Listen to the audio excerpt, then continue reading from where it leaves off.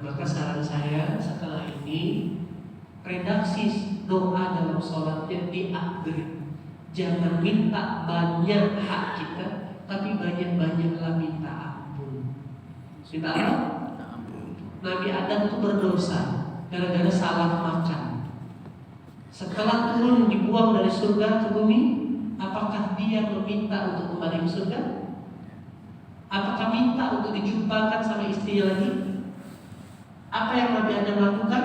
Minta ampun. Rabbana zalamna anfusana wa illam taghfir lana wa tarhamna lanakunanna minal khasirin. Setelah Nabi Adam berdoa minta ampun, hadiahnya dijumpakan lagi dengan istrinya Jabal Rahman.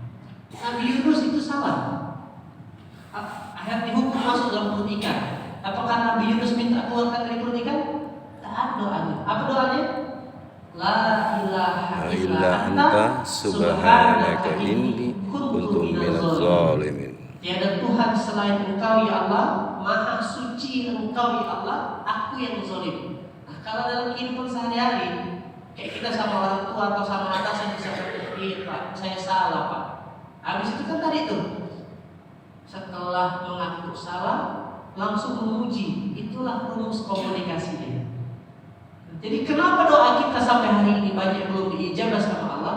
Karena bentuk komunikasi kita sama Allah kurang tepat, tidak mengikuti pola yang diajarkan di Quran. Maka nomor satu, Allah sudah kasih polanya, bertobat. Surah mana Ustaz? Surah Al-Furqan ayat 70. Orang-orang yang bertobat lalu beriman dan mengerjakan kebaikan, maka Allah rubah keburukan, diganti kejahatan dirinya, diganti langsung dengan kebaikan. Ini rumus merubah masalah menjadi anugerah. Rumus merubah kejahatan jadi kebaikan. Itulah hebatnya Allah. Rumusnya namanya Tias. Apa rumusnya? Tias. Coba sebutin. Tias. Tobat. Iman. Amal soleh.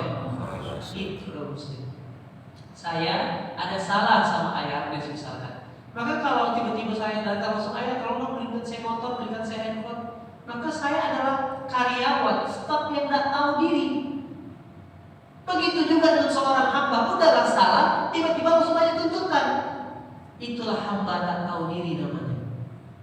Kalau saya salah sama ayah maka langkah nomor satu minta maaf. Setelah minta maaf, pandai-pandai cari perhatian. Yang tadinya tak pernah ngepel, yang tak pernah nyuci mobil, yang tak pernah pijitkan. Itu namanya berbuat baik. Sebagaimana itu yang diajarkan di Quran, bertobat, beriman, dan berbuat kebaikan.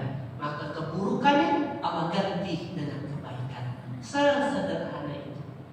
Selamat praktek, selamat menemukan permennya, selamat membuka bungkusnya. Sabar, innallaha ma'as shabirin. Kalau punya hati kita bilang, Ustazah, kok udah 3 bulan saya praktek gak ada pertolongan. Kalau Allah boleh ngomong kau bikin maksiat 30 tahun, tidak juga aku berkeluh kesah, tidak juga aku delete kata Allah.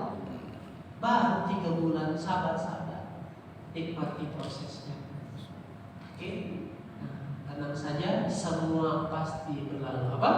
Semua pasti berlalu. Dan nanti akan jadi cerita indah. Iya dulu, zaman saya kejar-kejar tuh, Masya Allah sekali. Terasa benar pertolongan Allah. Nanti akan gitu kalimatnya.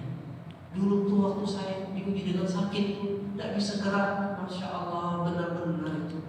Tiba-tiba Allah datangkan pertolongan. Amin, bangun, jaga wudhu, baca Quran, Allah sehatkan. Gitu ya bunda. Tobat, iman, amal soleh. Bukan saya, bukan takbiran yang memberikan rumusnya, tapi Allah yang menjelaskan rumusnya. Selamat praktek. Jadi sebagai saudara, pesan saya setelah ini, satu, upgrade doanya. Ganti doa menuntut dengan doa minta ampun dulu. Setelah doa minta ampun, banyak-banyaklah berbuat kebaikan sesuai dengan kemampuan.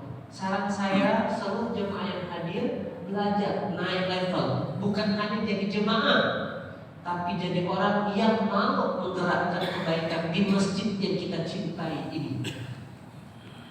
Kak Mira punya gerakan makmat masak-masak, ya kan, masjid masak-masak, 3M. Apa? masjid masak-masak. Apa yang habis masak-masak? Habis itu masih makan jemaah yang hadir di setiap hari Jumat, habis sholat Jumat. Akhirnya dapat pahala Jumat, dapat pahala masih makan. Mau nggak makanya masak-masak di sini? Asik makan jemaah, mau nggak? Nah, bapak-bapaknya bikin program. Tadi malam saya ngomong sama yang ya kan, ini masjid ini berdiri, tentu banyak masjid-masjid lain juga. Nah, artinya jangan hanya orang nikmat di masjid ini, kita bantu masjid-masjid yang lain, bikin gerakan memakmurkan masjid, bantu bayarkan listriknya, bantu pasangkan AC-nya, biar seluruh masjid ramai. Saya kangen tanya sama Ayah Agnes, tapi merasakan setelah bangun masjid, setelah urus masjid, setelah berkhidmat sama masjid, Masya Allah Ustaz, banyak sekali rezeki yang saya rasakan. Kira-kira mau nggak rezeki itu kita mendapatkannya? Maka tolonglah agama Allah. Nah, semalam sudah deklarasi sama profesor, kita bikin gerakan memakmurkan masjid. Mau nggak kira-kira? Mau nggak pahala masjid-masjid di kota Padang ini, orang sholat, orang ngaji, orang datang ke masjid, ngalir pahalanya ke kita. Mungkin kita nggak dapat pahala bangun masjid, tapi kita dapat pahala memakmurkan masjid. Mak bikin program memakmurkan, bapak bikin program memakmurkan masjid. Patungan 10.000, 20.000, ngajak kawan-kawannya.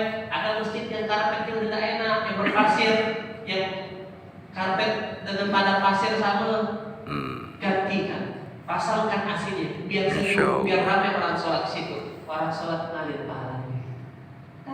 Dari mana uang Ustaz? Tidak mesti dari uang kita sendiri.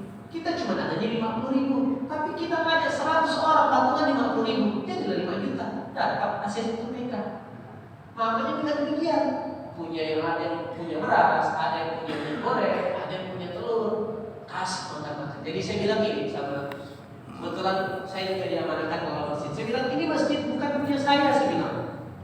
Ini masjid punya Allah. Maka semuanya yang mau dapat pahala ini, perintahnya yuk sama-sama kita makmurkan. Sama masjid ini bukan punya Ayah Agnes. Ayah Agnes adalah manusia yang dipilih sama Allah untuk menyelesaikan masjid ini. Karena Allah juga yang menitipkan rezekinya. Kalau kita tidak dapat kesempatan pahala membangun masjid, maka kita ngambil kesempatan pahala memakmurkan masjid. Mau tak kira-kira? Bisnis. Orang datang berbisnis